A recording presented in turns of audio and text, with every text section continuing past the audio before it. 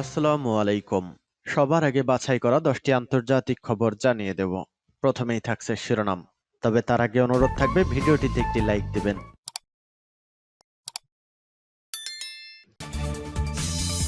ইহুদিবাদী ইসরায়েল এবং ফিলিস্তিন পুরোদমে যুদ্ধ চলছে, জানিয়ে দিব হাতে থাকা গুরুত্বপূর্ণ আপডেট আন্তর্জাতিক সংবাদ। প্রথমেই সংবাদ শিরোনাম। রাশিয়ার ভূখণ্ডে দুই পক্ষে তুমুল লড়াই। এরপর জানিয়ে দিব লেবাননের দক্ষিণ অঞ্চলে বিমান হামলা চালিয়েছে ইসরায়েল। এদিকে রুশ সীমান্তবর্তী তুরস্কে ইউক্রেনের হামলা তৃতীয় দিনে গড়ালো। এরপর জানিয়ে দিব কবে হচ্ছে ট্রাম্প হ্যারিস বিতর্ক। এবং সর্বশেষ জানিয়ে দিব ইয়েমেনে হামলা, যুক্তরাষ্ট্রের ক্ষেপণাস্ত্র ধ্বংস। শুনছিলেন সংবাদ শিরোনাম, এখন বিস্তারিত। তবে অনুরোধ থাকবে ভিডিওতে একটি লাইক করে দিন এবং কমেন্ট করে জানিয়ে দিন আপনার মূল্যবান মতামত। রাশিয়ার ভূখণ্ডে দুই পক্ষে তুমুল লড়াই। রাশিয়ার সীমান্তবর্তী তুরস্ক অঞ্চলে গতকাল বৃহস্পতিবার তৃতীয় দিনের মতো ইউক্রেনীয় সেনা ও কিয়েভপন্থী যোদ্ধাদের সঙ্গে রুশ সেনাদের তীব্র লড়াই হয়েছে। রাশিয়ার দক্ষিণ পশ্চিমে সীমান্তবর্তী অঞ্চলটিতে গত মঙ্গলবার ইউক্রেনীয় সেনা ও কিয়েভপন্থী যোদ্ধারা ঢুকে পড়ে। রাশিয়ার প্রতিরক্ষা মন্ত্রণালয় বুধবার জানায়, ইউক্রেনের সেনা ও কিয়েভপন্থী যোদ্ধারা তুরস্ক অঞ্চলের গভীরে ঢুকতে চেয়েছিলেন, কিন্তু তাদের এই চেষ্টা ঠেকিয়ে দেওয়া হয়েছে। প্রতিরক্ষা মন্ত্রণালয়ের দাবি, বুধবার তাদের সেনারা ইউক্রেনে 7টি ট্যাঙ্ক, সেনা সদস্যদের পরিবহনের 8টি গাড়ি, 3টি পদাতিক বাহিনীর গাড়ি, 31টি যুদ্ধ সংশ্লিষ্ট গাড়িসহ মোট 50টি সাজোয়াজান ধ্বংস করেছে। রাশিয়ার এসব দাবি নিয়ে এখন পর্যন্ত ইউক্রেন কোনো মন্তব্য করেনি।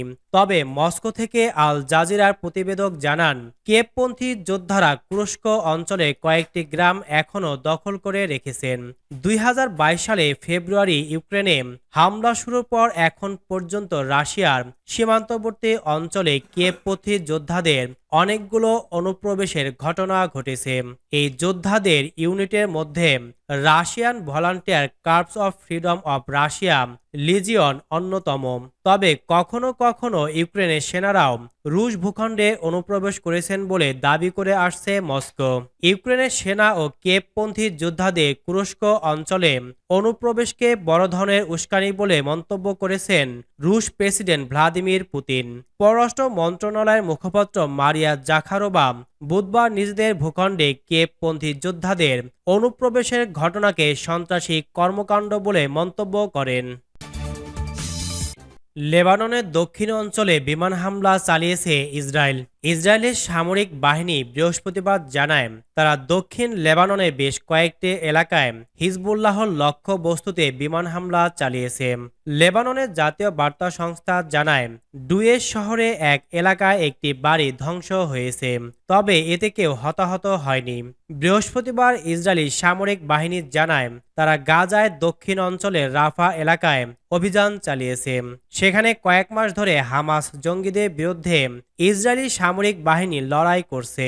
ইসরায়েলি বিমান গাজার উত্তর অঞ্চলে একটি জঙ্গি গোলাবর্ষণের স্থানও ধ্বংস করেছে বলে দেশটির সামরিক বাহিনী জানিয়েছে। বৃহস্পতিবার ত্রাণ সংস্থা ওয়ার্ল্ড সেন্ট্রাল কিচেন জানায়, তাদের গুদাম দলের একজন ফিলিস্তিনি সদস্য গাজার মধ্য অঞ্চলে নিহত হয়েছেন।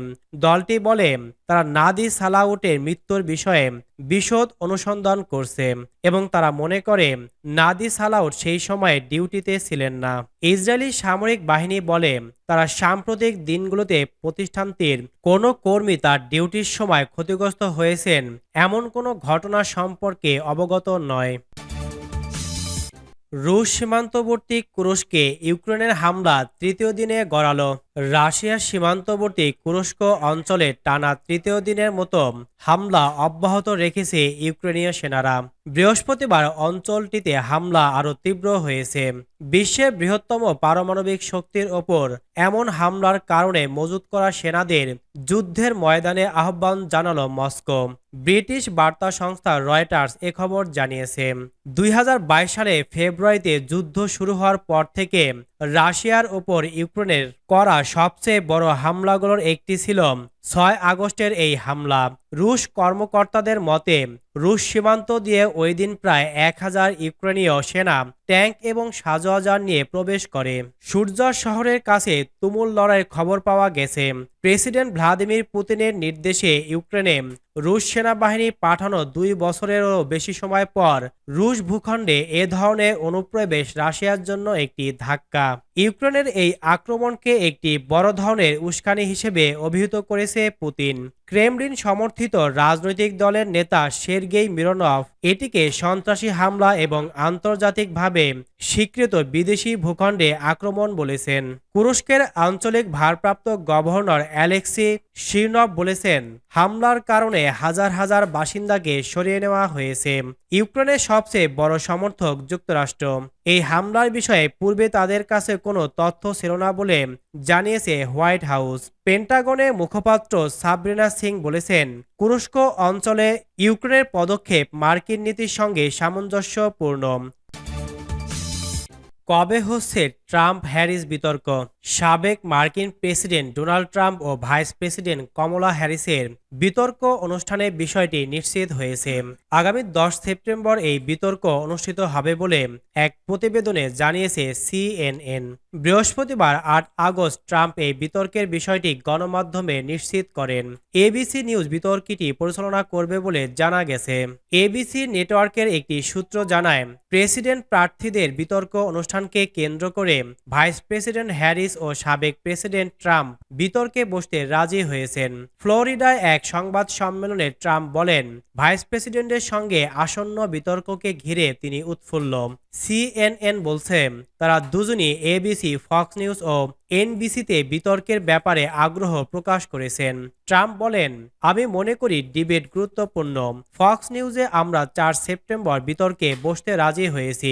এনবিসির সঙ্গে 10 সেপ্টেম্বর এবং এবিসি নিউজে 25 সেপ্টেম্বর বিতর্ক অনুষ্ঠিত হবে। সিএনএন বলছে, ট্রাম্প বিতর্কের তারিখ ভুল বলেছে। পরবর্তীতে ট্রাম্পের একজন সিনিয়র উপদেষ্টা এবং এবিসি নিউজের একটি সূত্র জানিয়েছে, 4 সেপ্টেম্বর ফক্স নিউজে, 10 সেপ্টেম্বর এবিসি নিউজে এবং 25 সেপ্টেম্বর এনবিসিতে ডিবেট অনুষ্ঠিত হবে। ট্রাম্প আরও বলেন, প্রতিপক্ষকে বিতর্কের নিয়ম মেনে চলতে হবে। তারা মানবে কিনা আমি জানি না।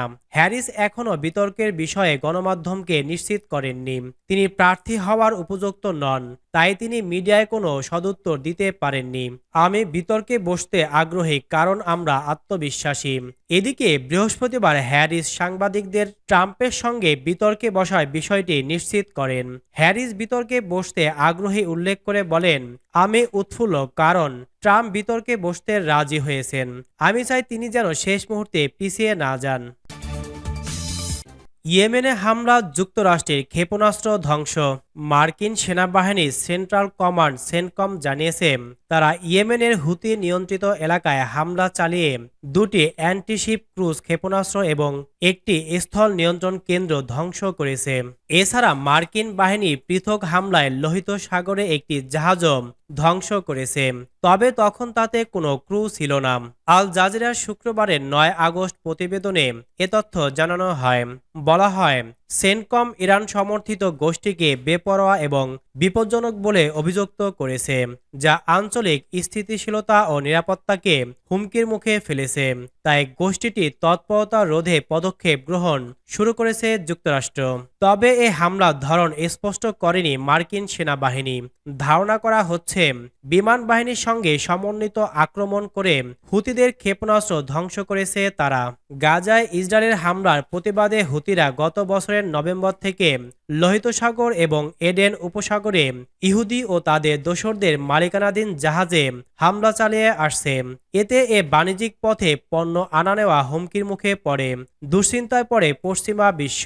হুতিরা বলছে, যতদিন ফিলিস্তিনে হামলা চলবে ততদিন তারা ইসরায়েলকে শান্তিতে থাকতে দেবে না।